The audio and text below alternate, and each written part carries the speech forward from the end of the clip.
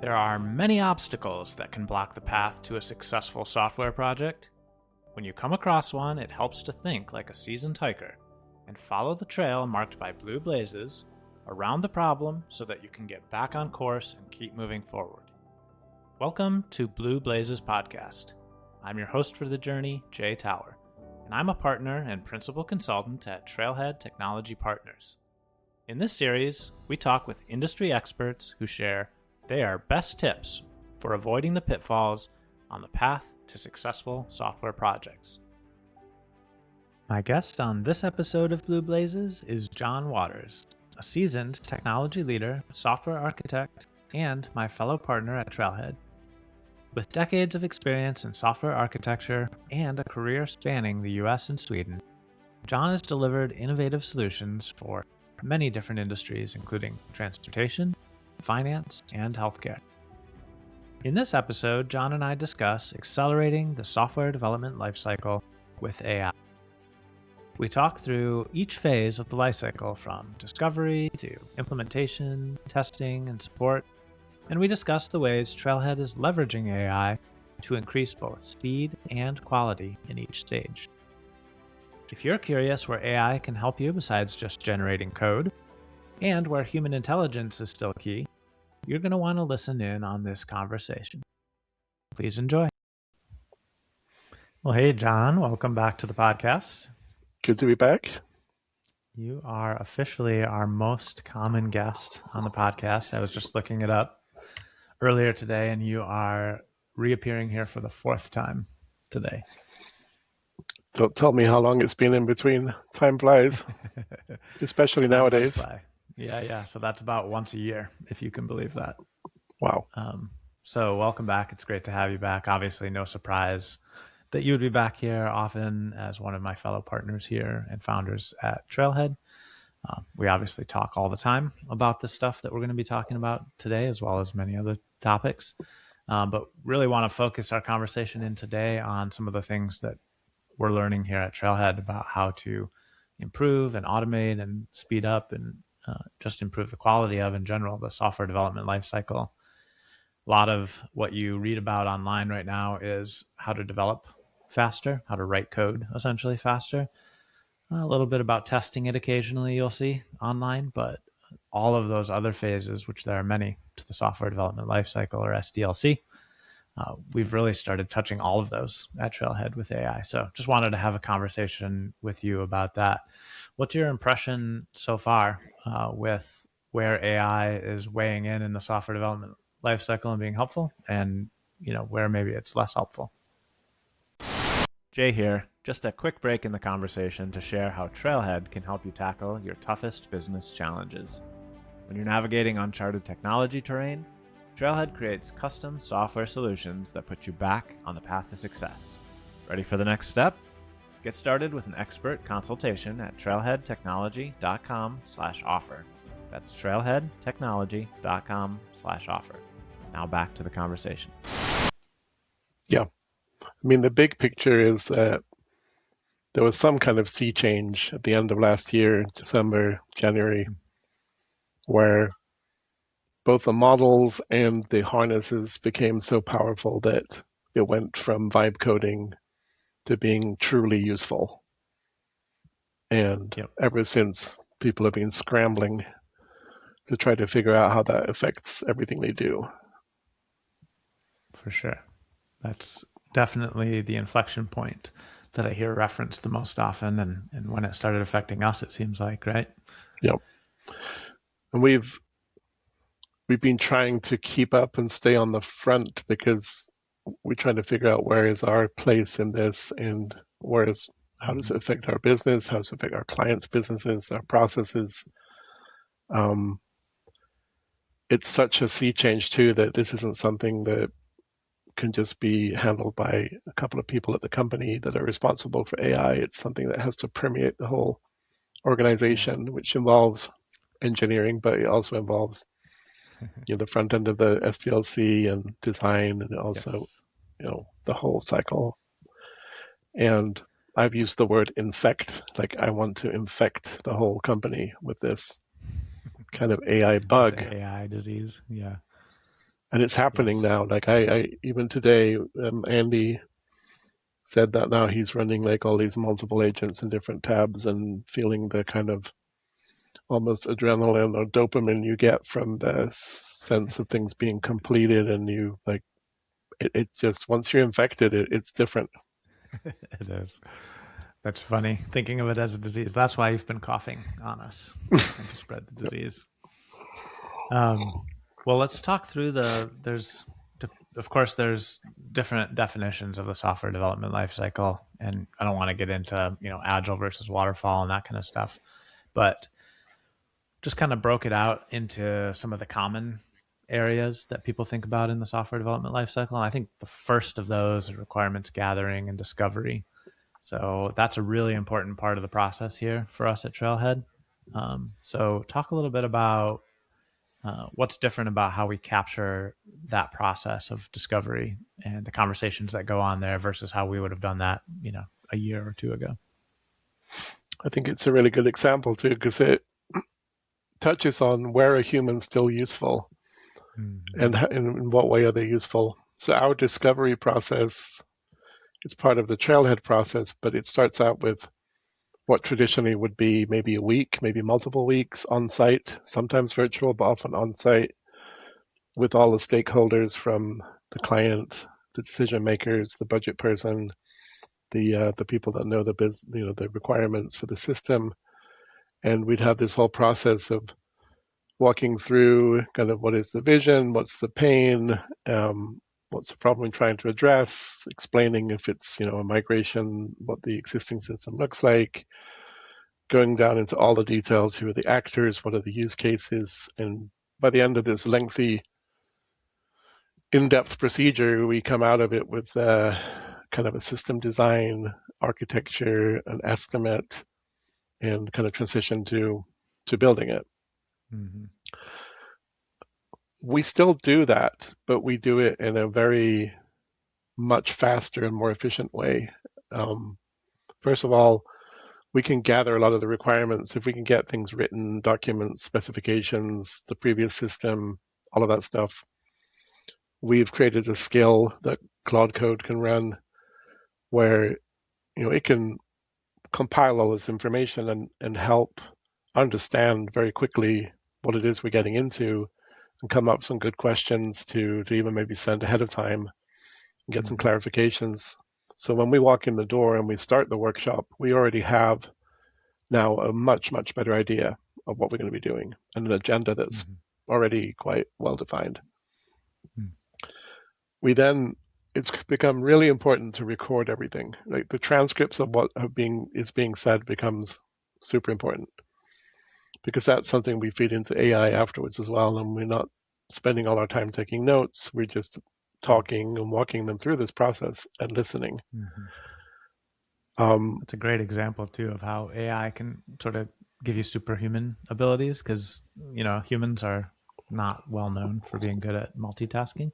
So if you're trying to ask great questions and you're trying to take great notes, you're probably doing one of those better than the other, right? Right, exactly. And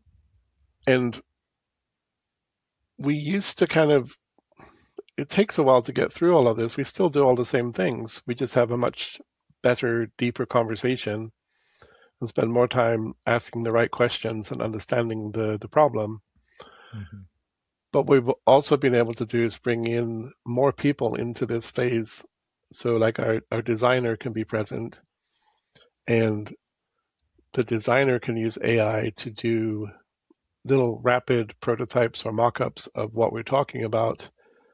Sometimes even while we're still in this workshop phase, there can be after day one some, not just wireframes, but some pretty high fidelity concepts of the key workflows. And that really gets the customers to start imagining what it's going to look like while they're still in the workshop, and we can talk about these possibilities. And so that brings a lot more quality to the output too, because that would normally happen further down the road. We had kind of a funny conversation after one of these discoveries a few months ago, when we had to decide whether it was good or bad to send the the end results of the discovery, like minutes after the workshop wrapped up, or whether that somehow communicated some sort of sloppiness or AI slop generation or something Yeah. negative. It's a funny thing to have to think about in the AI era. And that skill we have now that prepares the workshop, it now also kind of makes sure we gather all the right information, like the transcripts, but we will also take the videos and we will annotate them and pick keyframes and say, here's an important frame where they're Mm-hmm. showing something to help the AI kind of key in onto the correct things to notice about the workshop.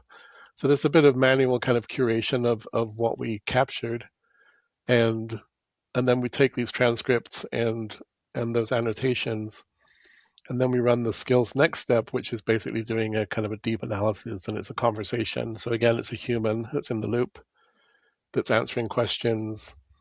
These different skills they have nowadays, like grill me with docs and stuff, can really dig into things.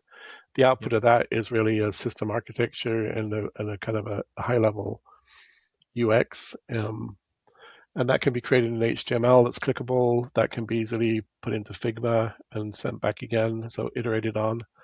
So we can get to a system design, um, all of the details. We can bring in all the non-functional requirements into there as well, the architecture, and then create actually a nice report that summarizes everything we learned and what we propose, and get that back to, as you said, we could get that back to the customer the same day, Mm-hmm. because that curation doesn't take a whole lot of time since you've just been understanding it all. Yeah. But then beyond that, we can also create an estimate, which has been really interesting. So trying to train the model on how we do estimates, how we break things down, how we um, do a min, a max, and average of a detailed level of estimation of stories of a certain size. And Mm-hmm. it's a lot of the tricks of our trade is creating great estimates. And now we've taught AI how to do that. So we can also pretty quickly say, here's what we think it will take to build it. And then we can have a discussion around that about phases, what's important in phase 1 and 2, which partially comes out of the workshop, but can also be quickly refined with this automatic estimation.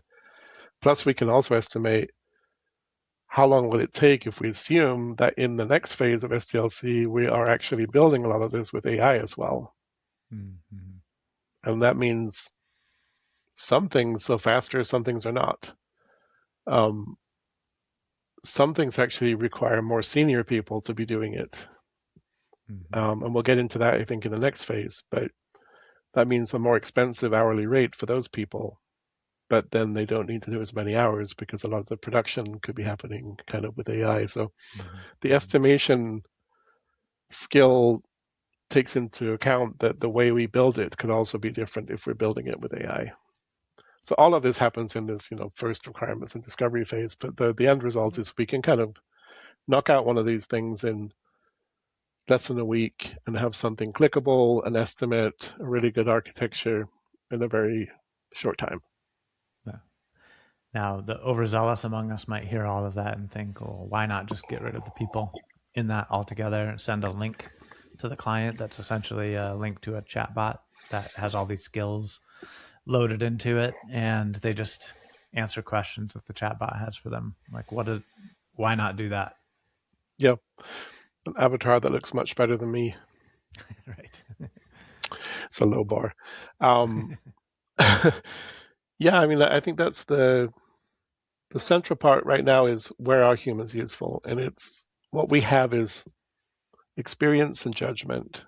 We we know which questions make sense to ask, and in the moment in the workshop, based on our experience, we can pick up and hear. Wait, you just said something interesting there. Let's go into that in more depth. And as of now, that kind of skill is not present in AI. It can do a task, follow a pattern, do a really good job, and do it fast. But that exploration phase, I feel, is better done by humans, but with help, to get it done faster. Yeah. Um, and So, then it's the same with the user interface design. If you just had Claude Design or Figma Make spit out a generic user interface. They all pretty much look the same, Yeah. which could be fine for a business internal application, but a lot of our clients have other needs that wouldn't just be form server data. And the creative experience and judgment of a senior designer really, not just design but user experience, what workflows make sense, talk to real users about what their pains are and what works and what doesn't. Yeah. Those judgments are where we still kind of are needed. I hope for many years to come. Me too. So you've transitioned us smoothly here into the design and architecture phase of the software development lifecycle. So I want to ask about something that can commonly happen in this era of vibe coding. Now, executives can vibe code something on Lovable or N8N or something like that, and they can basically come with you and basically say it's basically already done. How is that incorrect? How is it not already done, even though it maybe looks and feels pretty close? And I think there are maybe some areas where it is already done, but those are kind of trivial.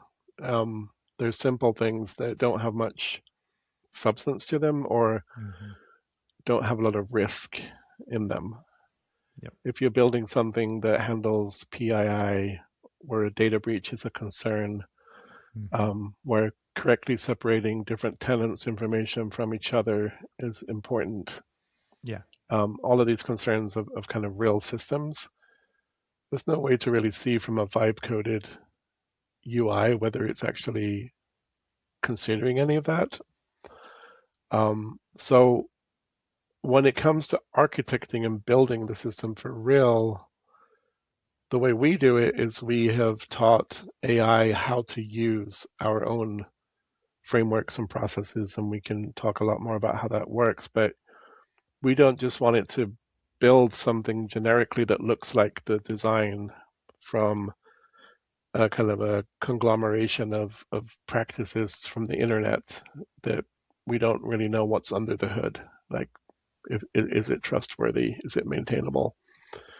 But there is a discussion here because the argument goes, well, does it matter if it's maintainable if an AI is going to maintain it? And maybe there's some truth to that. But it does matter, if it's going to leak your users' confidential information and get you sued. So there are a lot of cases where it matters how it's built. Sure. If you're building a simple internal utility to track something that 5 or 10 or 100 people are going to use internally, sure, maybe vibe code it. That works. If it's going to face customers and be complicated, maybe not. Even internal systems, we spend a lot of time trying to secure for, that kind of reason. If you built maybe a internal system for just logging some kind of data that's time consuming that you had a form for in the past, well, if you vibe code this thing, is someone going to hack into it and start finding out everybody else's compensations or, there's so much that can go wrong. Sure. And nowadays with distributed workforces all over the place, working from home and all that, a lot of times these internal applications are actually accessible externally as well. Yep. So Yep. that makes it more dangerous. Let's talk a little bit about, from a architecture standpoint, where the human is still useful versus what the AI can help you with.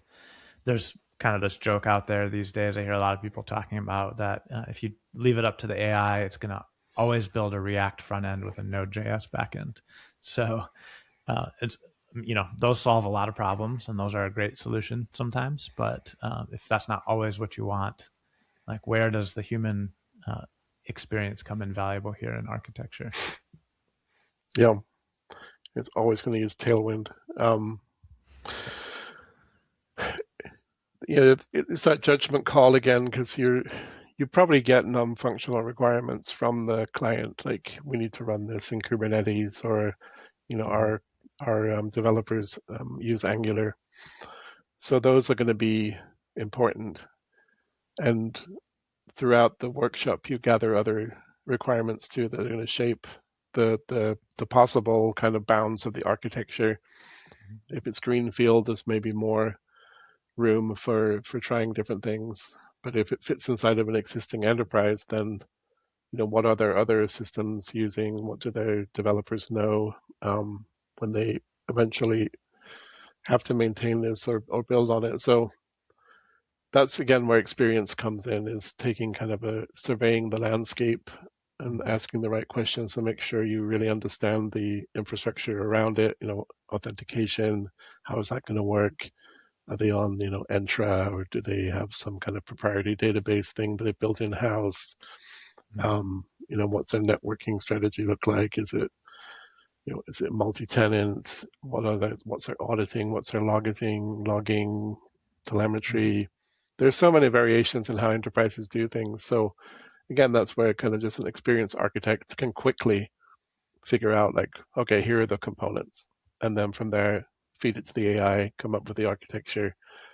And then you get to the kind of the code smithing part, where I think there's also still room for a lot of judgment calls. But it's really the senior experienced architect or designer that's making the judgment calls from experience and curating things so that the AI can then build the right thing. You could otherwise end up with stuff built in every different framework and hosted all over the place on different clouds, and right, very unmanageable without that experience to come in and say, hey, this is what we use here and this is what we have. So that's definitely really valuable. As a company, we always have our recommendations and preferences. If there are no constraints, then we know what we would recommend. But usually there are. Yeah, yep, that's true.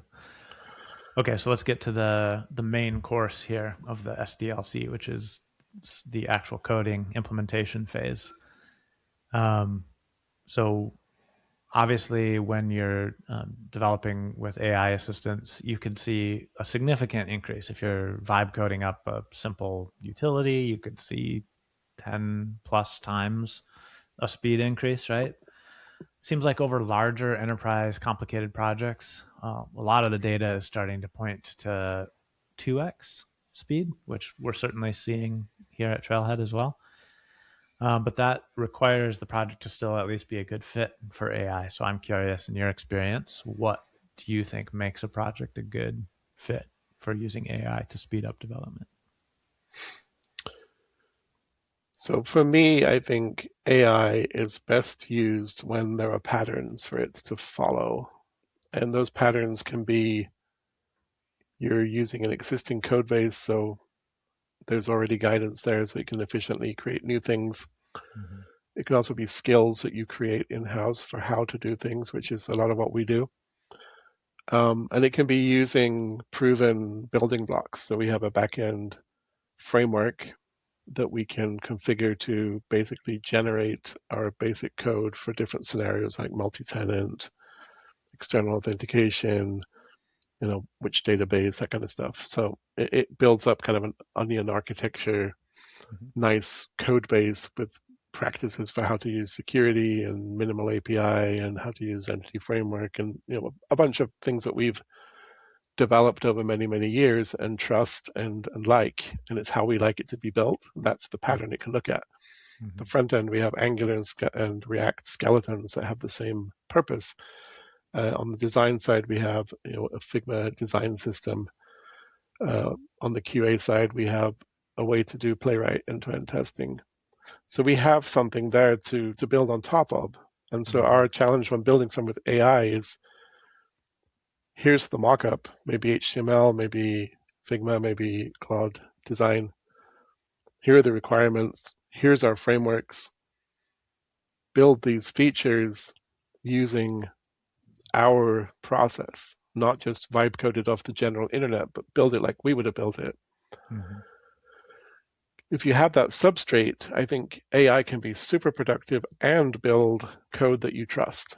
You're going to be in the loop, so you're going to want to have it progress through the development in a logical fashion. We like to actually use the estimate to create the DevOps stories so the AI can actually pick them, off the task board and move them across the board as it works on them. and different agents can do things like develop, and another agent can, critique the development. Another agent can test the security or the performance. So you can have kind of an agentic team, but you're still a human in the loop that's orchestrating, managing, asking questions once in a while. But once you have those rails up there with work within this process, use these building blocks, now you can have an AI that's really just doing what you would have done a lot faster. Yeah, following patterns is a good abstraction for that, and a lot of what you just talked about there is applying that to Greenfield. Like the Trailhead framework, and we have skills around our own framework that kind of explain to the AI this is how you use these things and why. But I think probably the same thing applies to migrations, legacy migrations, or even just implementing a new feature in an existing Yeah. architecture. If there's something else to follow, is that right? If you're working in adding things to an existing code base, AI does really well, but it's going to pick up all of your own flaws. If you've done something badly, it's going to continue to do it badly. Right. It's going to work with what it has and replicate it. It's not going to refactor unless you really teach it how to. Yes. So you'll get a spread of whatever's there already. If that's good stuff, that's great. If you're doing more of a migration to something new, then it is kind of a bit more greenfield, but you can also apply patterns like analyzing how did this thing get migrated to this thing in the past? What are the mappings? How do you like to migrate it? And then it can learn that pattern. But really, it's discovering what are the patterns that are going to matter to this being successful. I think in a way that also plays into the human aspect is when rolling out AI in the enterprise, you want the patterns of how to use AI to come from your senior people that will create patterns that everyone can replicate in 10x. If it's just the junior people doing this, you get the same problem with replicating the old code base. Is now they're 10x with a bunch of stuff that is really not great. Right. I hear a lot So of people talk about sprinkling AI on things. And if you have broken processes and you sprinkle AI on it, you now have faster broken processes. yeah, and of course, then all of that productivity has to be code reviewed by your senior people who spend all their time doing code reviews, and then they don't want to work anymore. Well, So this is a yeah, perfect transition to something else I wanted to ask you about, which is, these tools are very powerful, but they tend to magnify whatever the person who's using them is doing. So if they're doing bad things, they can do bad things faster. Good things, they can do good things faster. What's the gap that you see between a junior and a senior using these tools?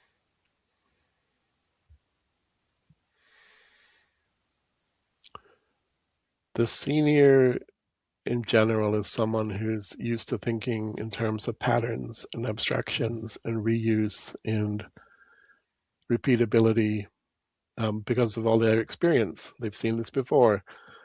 This is a good way to do it. This is a bad way to do it. So it's easier for a senior person to try and now distill that knowledge into a skill that describes what their knowledge is. And then that can be shared throughout the team through a repository or a marketplace, and then everybody can use that senior person's skill to do something.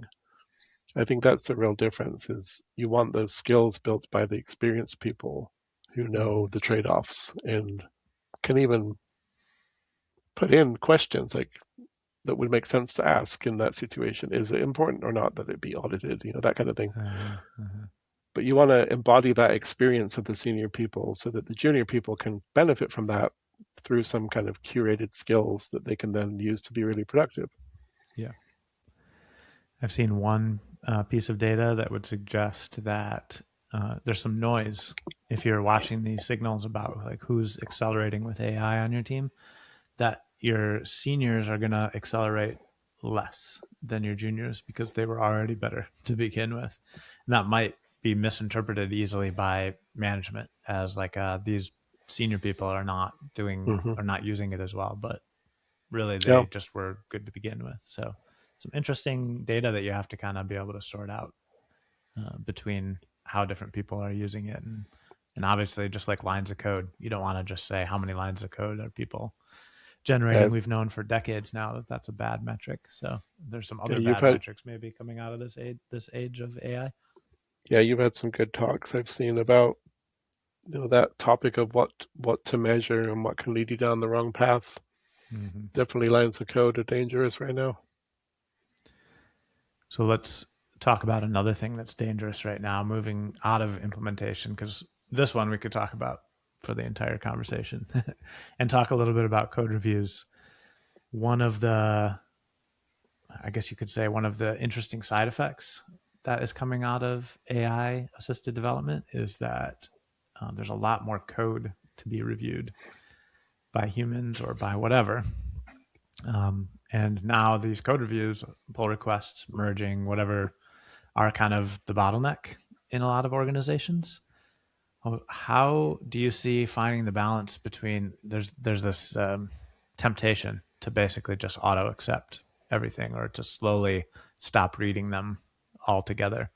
How do you find that it's important to kind of strike that balance between what you actually do look at carefully, what you look at a little bit, what you don't look at all? Yep, it is kind of maybe the heart of the problem right now is senior people are promoted to the role where, aside from setting up the skills right, they're spending all their time in code reviews. And there may be burnout too. That might not be why they joined the company, so they might not want to keep doing that either. There's, I think, different parts to that. One is agentic code reviews in themselves are improving a lot. We've tried things like CodeRabbit, which will automatically review anything that you commit or look at your pull requests. And they do a great job of identifying a lot of real issues. So as long as those code reviews are useful and not identifying unimportant stuff that the AI then spends time fixing, that is part of it. It's getting rid of the trivial code reviews, but having something other than the agent that wrote the code review the code is useful. You could even have a terminal with Cloud Code and a terminal with Codex and have them critique each other's work. Sure. But you still have that takes care of the low hanging fruit. What about the human? Yeah. How do you know what to actually look at as a human?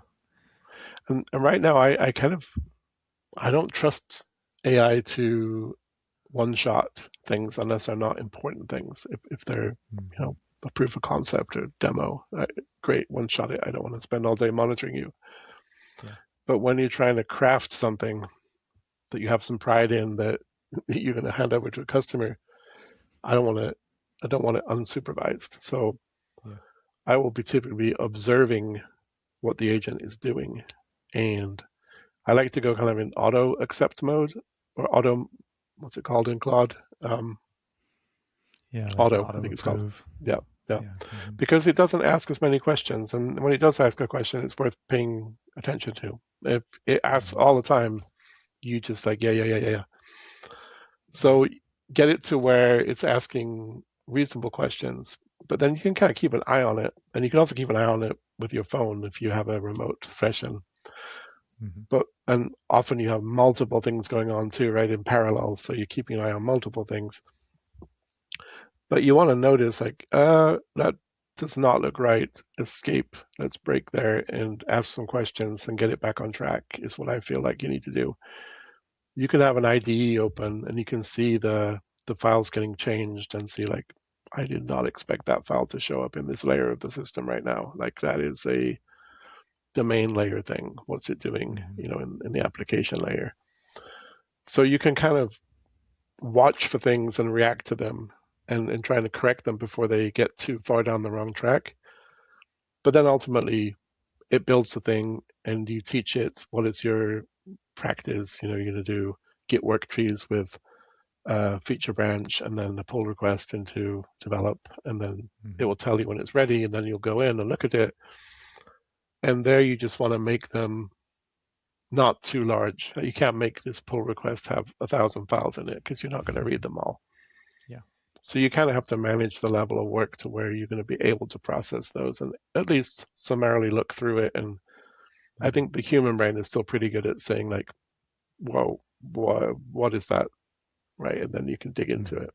But I don't say I'm not reading every line of code. Yeah, It's impossible, right? Strategic. Some of these code review tools, like you mentioned, CodeRabbit, GitHub has some stuff built in. GitHub Copilot actually prides itself in kind of its unique offering of it has all the different models in it from all the different competitors, and you can actually have one model easily review the work of another model. Yep. These are all great ways to kind of make sure that you're flagging just the things that you should look at. But yeah, that's interesting. And then maybe kind of a quick holistic end run. You've done a bunch of 30 pull requests, and now you've got kind of something that's kind of ready. Yeah. Maybe then you spin up a different agent, maybe a different model, and say, hey, try and break this. What are the security holes? What do we not think of? Have a independent analysis before because you're lost in the weeds. Have something else look at it from the outside. Yeah. It breaks my brain a little bit because I think we all anthropomorphize these AIs a little bit. We assume that they're human, and it breaks my brain that you could just start a new session and ask the same model to look at code that the same model just generated in another session and critique it and have it come up with things. Like if you left the room and came back and asked the same human to critique their own code, it would be kind of insane for them to find different problems than what they just told you. But that's how these models work, right? And that's one of the strange things with working with these models is they are so intelligent, or they appear to be so intelligent, that you feel like you're working with a genius. Yeah. But the genius has amnesia and forgets what you did yesterday. Yeah. And if you can't find ways to keep those memories relevant and manage your context and all the tricks you can play around there, then the genius starts getting stupid after a while or doesn't know anything about what you did yesterday. And it's very frustrating. Yes. If my friends said, "You're right," or "Nice catch," as often as my AI does, I think I would find them kind of annoying. This is absolutely the right thing to do. Yeah. Exactly. Yeah. Why didn't you do it yourself then? Exactly. All right. So that's code review. Related to that is kind of testing and QA work. Mm-hmm. So, and I think, go ahead. I think there's been a huge progress on testing with AI because it's often the thing that people don't get around to. They don't write unit tests, they don't write documentation, they don't write automated tests. Same thing, you need to have the right patterns. Your code base or your framework needs to have, this is how you do your tests, this is how you seed your data, it's how we kind of identify elements on the web page.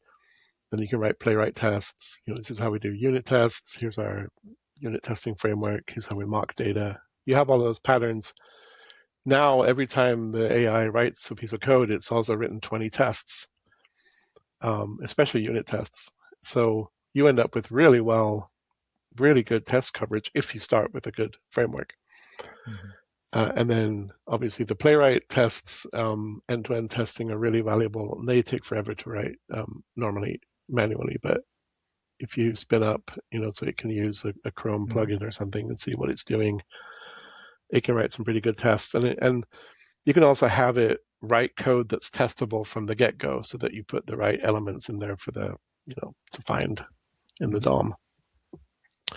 So I think testing has become much more easy to do well now with AI. And you also just have to infect your QA team with that as well, because now everybody's kind of an engineer. Your designer is using Cloud Code, and your QA is using Cloud Code. Yes. This is another good example, though, of where the power really isn't in just automating it all with AI, but it's the combination of the human intelligence and the AI. Because I think we've both seen where our QA engineers will come up with some very clever thing and we'll test some edge case that the AI completely misses. Mm-hmm. But what's great now is that if they're automating, they can automate all the kind of down the middle of the road stuff that covers 95% of scenarios. They're doing that in a few minutes, and now they have all the rest of that time to focus on those edge cases, the really tricky stuff, right? And a lot of the edge cases require some careful setup. Like they don't appear in normal use. You have to first have done this and then that and then the other. And these records need to be in the database with this incorrect data in one field. Mm-hmm. And so now they can describe that setup to an AI. Like this is what I want to get to happen. But the AI maybe can scaffold out all of that. So maybe like one way I've done it is I'll just let it have a database connection and seed the data in the form it should start out with for the test, then run the tests, and then remove the data again. Mm-hmm. There are other ways to do it, but you can really quickly put together a very specific use case with exactly the data you want, and the QA can get that done in no time just by describing the desired inputs and what they want to test. Mm-hmm. Okay, so besides testing, there's also DevOps and deployment processes. I don't know about you, but I feel like with the advent of good AI assisted development, I feel like this is a new superpower that I have. I can now deploy suddenly to absolutely anything in absolutely any language and framework that I didn't know before, Yeah. and do it pretty reliably. What else do we get in the DevOps space from AI coming along? And one of the things that we have in our framework is Terraform. And so when we scaffold a project, we have switches that say this is going to be in Azure, it's AWS, it's going to use Kubernetes, or it's going to use containers, whatever, a bunch of things to twiddle, and it generates Terraform code. And then when we actually deploy this, we use Terraform to create all the infrastructure. And if we need to change it, we use Terraform to modify it and tear it down again.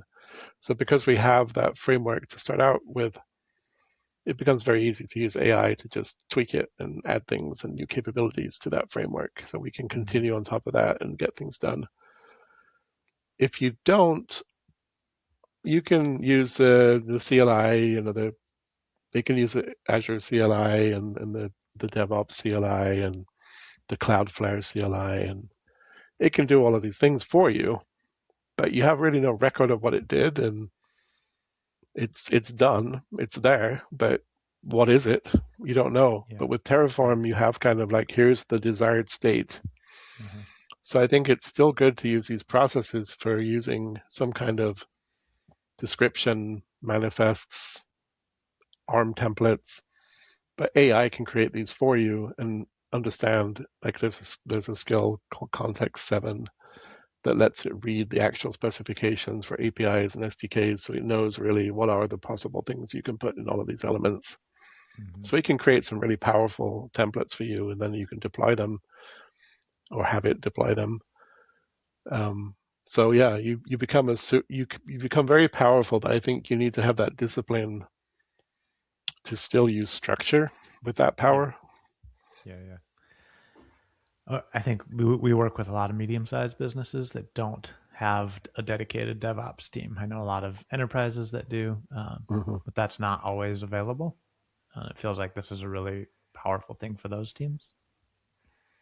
Yeah, and when you work with pipelines that maybe you modify once in the beginning of the project and never look at again, it's not top of mind how all these things work.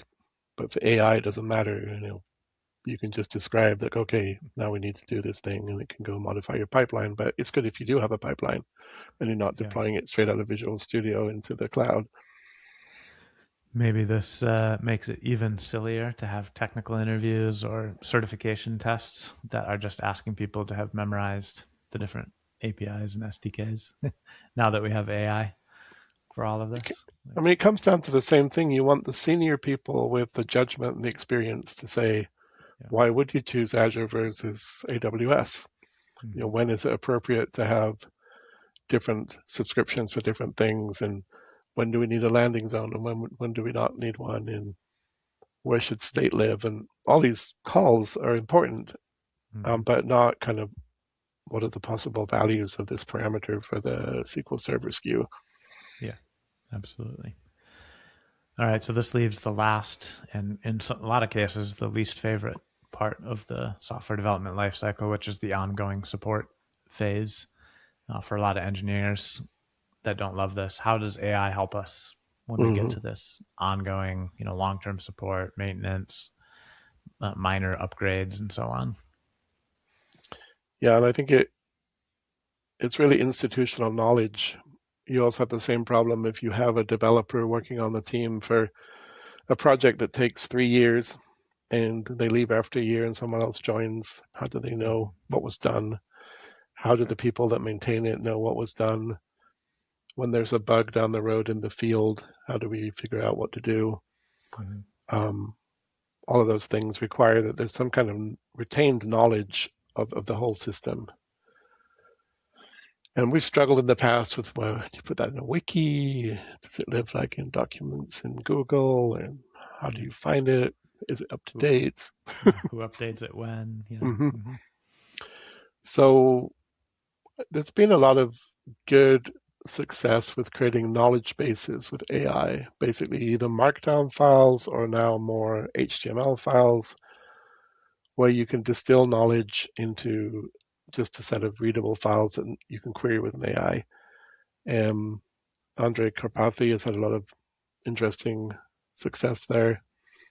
Um, we've tried this ourselves, and we've created a skill where we can pull data from disparate sources, like the source code for all the systems involved, the Slack channel we've talked about it in, and the canvases, the Google Drive with all the documents, the tickets in the wiki and Azure DevOps, all of this information, put it into a bunch of markdown files. At the same time, get some narrative from someone who understands the context to describe, what is the big picture here. Um, Scrub it for security. You don't want secrets and passwords and connection strings or anything else in those documents. But that builds kind of a knowledge base that could be just, 10 markdown files, but very valuable ones. Yeah. And a skill that refreshes that with new information. And then you can put those markdown files somewhere where you can use AI to ask questions. So a model, you can just point it at the files and it can do a great job. At Trailhead, we've built an internal system where we can index a large body of data using semantic indexing and a vector database and an LLM. So we can ask questions about the documents and it can use the index as well.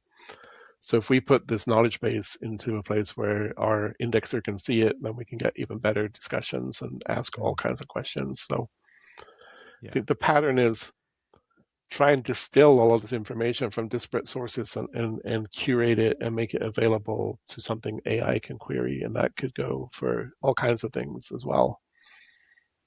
This is another good example of where you can't just magically sprinkle AI on top of it. You have to first think through, where is all of our data? How is it secured? Is it clean? Is it accurate? Right? There's a lot of data scrubbing that has to go into prerequisites for this Is stuff there to a be good. bunch of files out there full of PII?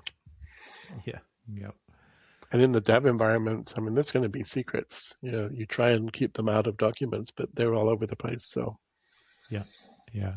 Yeah. Especially if you start including Slack and email and stuff like that. mhm. I mean, how else do you get it to people, right? You can't put it in the mail or send it by pigeon. Yeah. So I think there's a lot of good use of AI with knowledge bases that help with support Mm-hmm. that just allow you to quickly understand or remember something you worked on a year ago and ask Yeah. questions of this genius that happens to know everything you ever did Right. and doesn't know again Yes. tomorrow. Yes. Doesn't remember that you asked. Yep. Well, that's great. That's AI in a nutshell. Well, this is a really interesting topic, I know, to both of us and to many other people who are trying to figure out how to accelerate the whole software development lifecycle. Feels like at Trailhead, we really are on the cutting edge of this. So thanks for sharing your expertise and knowledge about what we're doing there. I want to end with a question I like to ask at the end to everybody, which is about the theme of this podcast, which is about making software more predictably successful, which I would argue that's what we've just been talking about, how to use AI to do. But what other guests or topics do you think would be beneficial for us to interview or talk about on this podcast? The topics are easier for me to pick than the guests. Luckily, you've got a good network to find the guests in. But some of the things, as you imagine this being more and more of what we do, some of the edge pieces I wonder about are, you touched on it earlier, juniors. How do juniors ever get into this flow if all you have is these senior people? Mm-hmm. And then what happens when they retire? Mm-hmm. What is the strategy to bring on new talent when really all of that work is being done by AI and then not technically necessary? Yeah. Another topic is what happens in the future when we're totally reliant on all this. I'm not so worried about people not knowing how to do work anymore, but I'm more worried about what happens if the set of providers of tokens is down to like 2 and there's a monopoly, and suddenly tokens cost 10 times as much, and we don't know what to do without that AI. Well, is software development suddenly going to 10x in price as well? Like or grind to a halt. How do you think about that, like, dependence on these huge companies and their models for your entire business? They have successfully gotten us hooked on their drug at this point, haven't they? And then maybe a third topic is just how do you share this in a larger organization? Like, how do you spread these skills? Repositories. What is your process for the senior people to correctly infect the organization with the right virus? Well, those are all really great topics, which I would like to do all of. So thank you for those suggestions. And thanks again for your time and expertise talking about this really interesting topic, John. It's great to have you back again. I'll have you back again in a year. How's that sound? I'll get back to my 10 parallel agents. Sounds good. Bye. That's the end of This Blue Blazes podcast. If you're interested in hearing more conversations like this one with industry experts focused on how to make software projects more predictably successful, make sure to subscribe. Trailhead can be found online at trailheadtechnology.com, on Twitter, LinkedIn, and Facebook. Until next time, thanks for listening.